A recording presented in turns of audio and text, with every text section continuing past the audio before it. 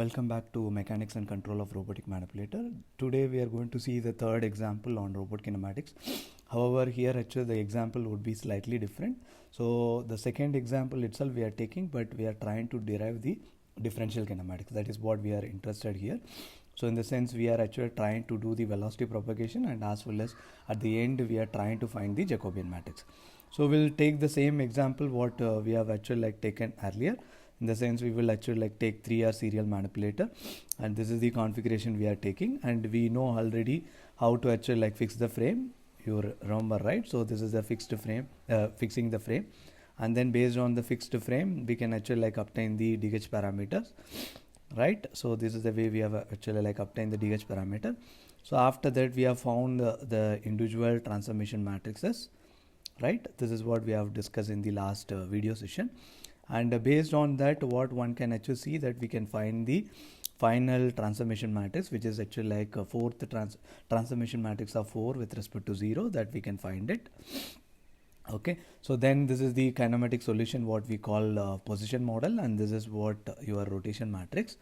So based on that we can actually find this is 3D of system, and the major axis is the primary. In the sense we can find the 3 positions straightforward. If given theta 1, theta 2 and theta 3, we can find px, py, pz. That is what we call forward kinematic solution, right? So similarly, if I know px, py, pz, can I find theta 1, theta 2, theta 3? That we have done as the inverse kinematic model. This is also like we have discussed in the last session, right? So now what would be the addition? So the addition is actually we are trying to derive the what you so call the velocity relationship. That is what we are trying to see. In the sense you can see we are trying to do the velocity propagation. For that, what we supposed to know? We supposed to know the rotation matrices and as well as position vectors. So already you know a T01 can be written as R01 and P01, and this is 0 and this is 1, right? So based on that I can actually find these individual matrices and individual position vectors. So these all available to me. Now further what I would be having available, the angular velocity propagation for a rotary joint, I have it. Okay, so this model also available with me. In the sense the previous joint velocity you will actually convert to the current joint, and as well as the current joint would be having an active joint, that would be we are adding it, right? So now what we can actually do the starting point. The starting point we can assume that it is actually velocity propagation. We can always assume that the base joint is actually fixed. In the sense we can actually start the base joint, or the ground frame is actually 0 0. In the sense 0th frame is actually fixed, right? So this is what we are actually assuming it. So based on that we can actually propagate 1 1 2 2 3 3 like that. So that propagation we are doing it here. So now you can see that here you are actually doing R10, in the sense rotation matrix of 0 with respect to 1.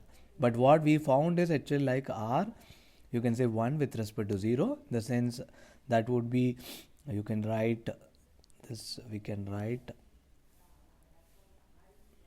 right? So this is what we are actually writing it. So now you can see that this is what we have it, and this is we know. And now if you substitute this is all 0, then it would be 0 0 theta 1 dot, right?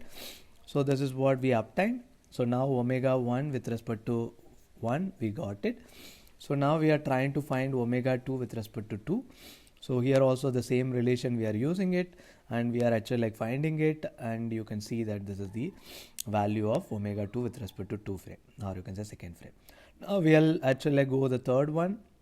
So third one also the same relationship we are using it, and third one also having active joint, and then you actually use the rotation matrix transpose, and then you can use the previous joint velocity and then current joint velocity, right?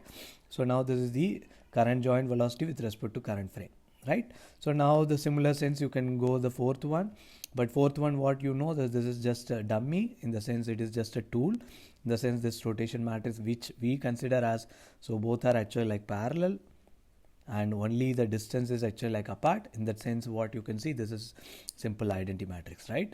And in that sense what you can see, omega 3 with respect to 3 would be the simple omega 4 with respect to 4, right? There is no active joint. That is what you can actually see it.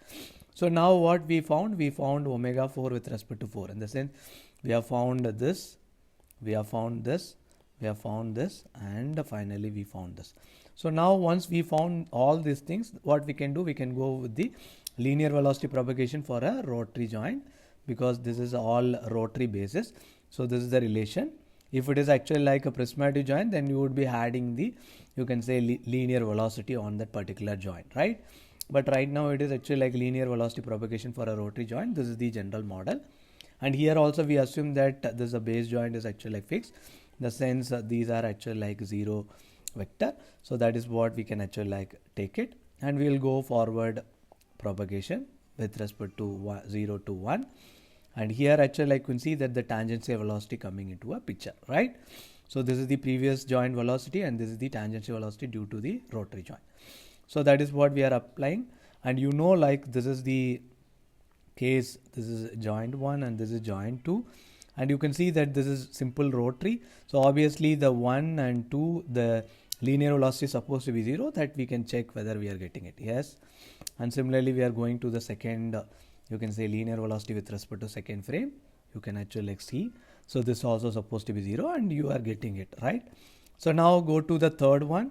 So third one, what happened? This is 0, but you have a tangential velocity because you have actually like, this is the case. So the omega 2 is there and you have actually like A2. So then this point, what would be there? So A2 omega 2 would be the linear velocity. That linear velocity would be having a component in X and Y. And what is the rotation direction? This is the rotation direction. So in the sense of what you can see, so the X-axis we are taking this and Y-axis we are taking this. So in the sense of what one can actually like see, so there would be the tangential velocity would be coming like this. So there would be actually like one, you can say velocity would come in, you can say X-axis, another velocity would be coming in the Y-axis. So why it is so? Because this joint is actually like rotating. Although this is not actually like creating any issue, but this joint is actually creating issue. That's why we are actually like getting it. You can see this relation and this relation, right? So in the sense of what you can actually like see, so this you got it, and you have a previous joint velocity which is theta 1 dot and theta 2 dot all actually like playing a you can say significant role. So now this is the third joint linear velocity. Now we'll go fourth joint. Again additional tangential component is coming, so that you can actually get it, and then you can see that this is the final, you can say, frame velocity with respect to its own frame. But what we wanted actually like the base frame velocity, right? In the sense the end effector velocity with respect to base frame, that is what we wanted.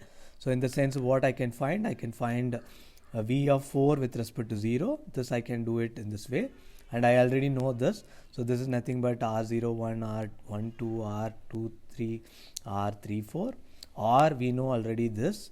So from there you can find this, right? So in the sense I know this and I got it already from the previous relation. I multiply, this is what my end effector velocity with respect to base frame. This is linear velocity. Similar direction I can find the angular velocity with respect to base frame. The end effector velocity of you can say the end effector angular velocity, I can actually get it with respect to base frame. This is also I can actually find it. So now easily you can see the end effector velocity actually like you can see this is theta 1 dot, that would be having, because you have actually like taken this is x4 and this is z4, but what we are looking, so what would be z0 and x0. So obviously you can look at here, this is actually like having only theta 1 dot. So that is what you can see in the z-axis. But y-axis and x-axis you can see that there is actually like theta 2 dot and theta 3 dot are coming. That would be having a rotational with respect to theta 1. That's why you can see that the variation is happening here, right? So now what additional thing? So I am trying to see, is there any relation I can find with respect to my end effector velocity with respect to my joint space velocity? In the sense, can I find the operational velocity with respect to configuration space velocity? That is what we are actually like trying to say as a differential kinematics. So this is the relation, we will get it. So since it is 3 degree of freedom and all three are actually like rotary joint, so the Jacobian would be actually like you can see it is 6 cross 3 and this is 3 cross 1 and this is 6 cross 1, right? So in the sense this is actually 3 cross 1 individual and this is 3 cross 1. In the sense Vx, Vy and Vz and omega x, omega y and omega z, right? So now I can actually like substitute that equation and what I will get. So if I actually like multiply this way, this is what the overall, which is what you call end effector velocity, right? But what I wanted in the matrix form J and this. So I can actually like see, I hope there is a multiplication here. So that is actually like missing. I think due to the size of the block, it is actually like reduced, but there is a theta 1 dot, theta 2 dot and theta 3 dot is there. So now this is what you are. So this is what the overall Jacobian matrix we call general. But what one can see, this is simple, you can say 3D of system, and it is a major axis. So what one can see, so you can see only focus on the major axis, then you can take the relation. So that what we can actually get it this way. So since it is actually like px, py, pz is actually like directly related with the function of theta 1, theta 2 and theta 3. In the sense you can see that this particular serial manipulator is having a role on controlling only positions, not on the orientation. In the sense I can write the Jacobian in a reduced form, which would be beneficial for me because it is in 3x3 format. So now if I actually like reduce it, you can see from here the first 3x3 I'm actually like taking it. So that is what you can see. Even this can be calculated based on taking the partial differentiation, that also like coming into the same, right?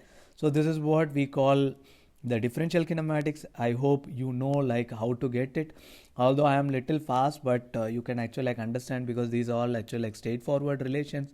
So there is no, you can say, intelligent required, or you can say idea involved. This is straightforward relations need to be substituted, right? So what relation? So you need to know this is I plus 1 to I plus 1 is having a relation as I plus 1 to I with omega I, and you have a active joint, right? So this is 0, right? And you need to know this. So since it is a rotary joint, so then it would be like this. If it is actually like a prismatic joint, then that would be a different one, right? If it is a prismatic joint, then this would be added as 0, 0, d dot I plus 1, right? So this is what the overall idea.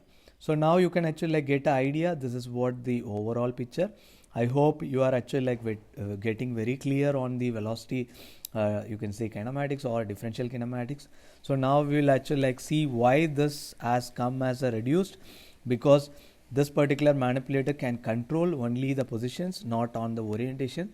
That's why we have come with a reduced size of 3x3. Okay. So with that, I'm actually like closing this particular short session, and we will meet later. Thank you. Bye bye.